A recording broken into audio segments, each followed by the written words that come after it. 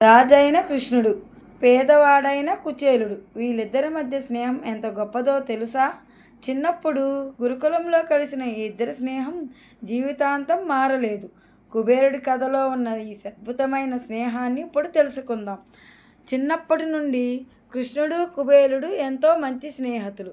కలిసి చదువుకున్నారు, కలిసి ఆడుకున్నారు. కుచేలుడు చాలా పేదరికంలో జీవించాడు. అయినా తన చిన్ననాటి స్నేహితుడు కృష్ణుణ్ణి ఎప్పుడూ మర్చిపోలేదు. ఒకరోజు కృష్ణుణ్ణి చూడటానికి బయలుదేరాడు. తన దగ్గర ఉన్న కొద్దిపాటి అటుకులు స్నేహితుడికి కానుకగా తీసుకువెళ్ళాడు.